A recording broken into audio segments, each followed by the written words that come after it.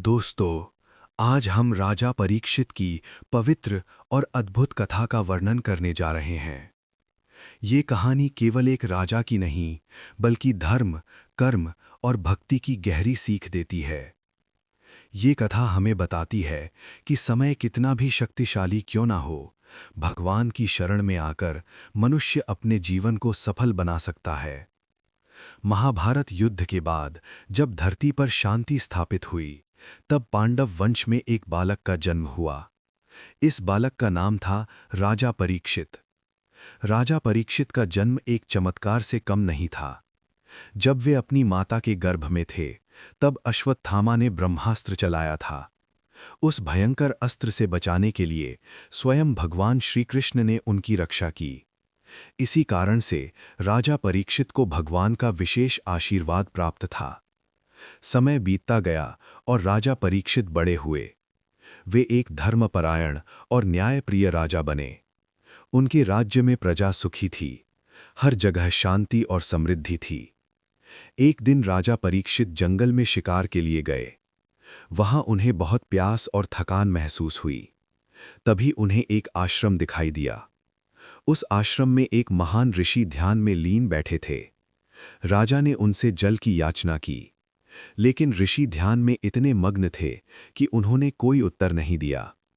राजा को ये बात अपमानजनक लगी।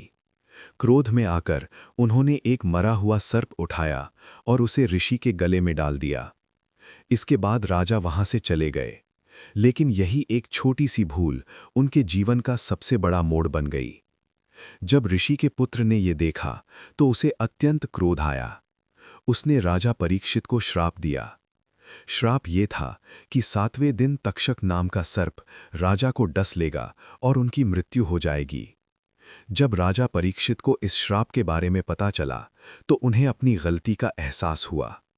उन्होंने तुरंत अपने राज्य का त्याग कर दिया। वे गंगा तट पर चले गए और वहां बैठकर उन्होंने निश्चय किया कि अब वे अपना शेष जीवन भगवान की भक्ति में लगाएंगे। 7 दिनों के भीतर मृत्यु निश्चित थी, लेकिन उन्होंने भय नहीं किया, बल्कि उन्होंने सत्य और ज्ञान का मार्ग चुना। उसी समय वहां एक महान ऋषि आए। जब राजा परीक्षित गंगा के तट पर बैठे थे, तो चारों ओर से महान ऋषि और मुनि वहां एकत्र होने लगे।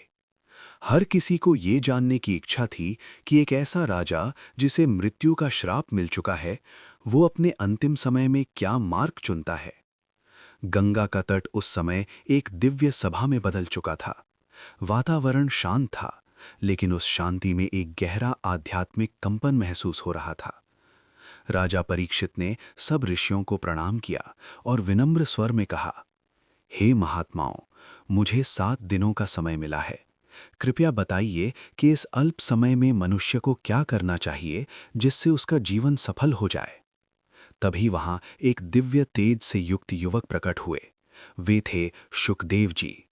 उनके शरीर पर कोई आडंबर नहीं था, लेकिन उनके चेहरे पर ज्ञान का अद्भुत तेज था। जैसे ही वे सभा में आए, सभी ऋषि और मुनि उनका सम्मान करने के लिए खड़े हो गए। राजा परीक्षित ने भी उठकर उन्हें प्रणाम किया और उनसे अपने प्रश्न का उत्तर देने की प्रार्थना की। शुकदेव जी ने शांत स्वर में कहा, हे राजन, मनुष्य का जीवन क्षणभंगुर है। हर किसी को एक दिन मृत्यु का सामना करना ही है। इसलिए सबसे श्रेष्ठ कार्य है भगवान की कथा सुनना और उनका स्मरण करना। इसके बाद उन्होंने श्रीमद् भागवत की कथा प्रारंभ की। उन्होंने बताया कि ये संसार भगवान की लीला है और हर जीव उनकी इच्छा से संचालित होता है। उन्होंने भगवान विष्णु के विभिन्न अवतारों का वर्णन किया: मत्स्य अवतार, कूर्म अवतार, वराह अवतार और नरसिंह अवतार। हर अवतार का उद्देश्य था धर्म की रक्षा करना और अधर्म का नाश करना। राजा परीक्षित पूरे ध्यान से कथा सुन रहे थे। उनकी आंखों में श्रद्धा थी और मन में शांति। समय धीरे धीरे बीत रहा था, लेकिन कथा का प्रभाव और भी गहरा होता जा रहा था। शुकदेव जी ने आगे भगवान श्री कृष्ण की बाल लीलाओं का वर्णन किया। उन्होंने बताया कि कैसे श्री कृष्ण ने गोकुल में जन्म लिया, कैसे उन्होंने पूतना राक्षसी का वध किया, कैसे उन्होंने गोवर्धन पर्वत उठाकर इंद्र के अहंकार को तोड़ा।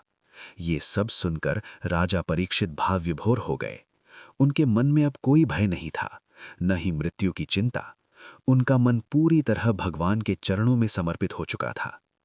कथा के चौथे और पांचवें दिन शुकदेव जी ने भक्ति के महत्व को समझाया। उन्होंने कहा, ज्ञान और कर्म से भी ऊपर है भक्ति, क्योंकि भक्ति ही वो मार्ग है जो सीधे भगवान तक पहुंचाता है। उन्होंने ये भी बताया कि जब मनुष्य अपने अहंकार को त्याग देता है और पूरी श्रद्धा से भगवान को याद करता है, तब उसे मोक्ष की प्राप्ति होती है। राजा परीक्षित अब पूरी तरह बदल चुके थे। जो राजा कभी क्रोध में आकर एक ऋषि का अपमान कर बैठा था, वही राजा अब विनम्रता और भक्ति का प्रतीक बन गया था। छठे दिन कथा और भी गहरी हो गई। शुकदेव जी ने जीवन और मृत्यु के रहस्य को समझाया। उन्होंने कहा, शरीर नश्वर है लेकिन आत्मा अमर है। जिसे हम मृत्यु कहते हैं, वो केवल शरीर का अंत है, आत्मा का नहीं।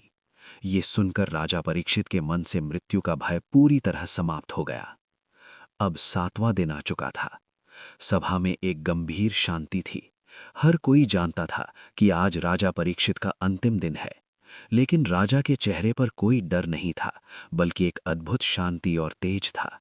वे ध्यान में लीन थे और उनके मन में केवल भगवान का नाम था। तभी अचानक तक्षक नाग वहां प्रकट हुआ।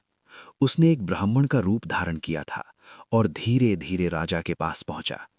किसी को कुछ समझ में आता उससे पहले ही तक्षक ने अपना असली रूप धारण किया और राजा को डस लिया। लेकिन उस समय तक राजा परीक्षित का मन शरीर से परे जा चुका था। वे भगवान के ध्यान में लीन थे। जैसे ही तक्षक का विष उनके शरीर में फैला, उन्होंने शांत भाव से अपने प्राण त्याग दिए। उस क्षण आकाश में एक अद्भुत प्रकाश फैल गया। देवताओं ने पुष्प वर्षा की, क्योंकि एक महान आत्मा ने मोक्ष प्राप्त कर लिया था।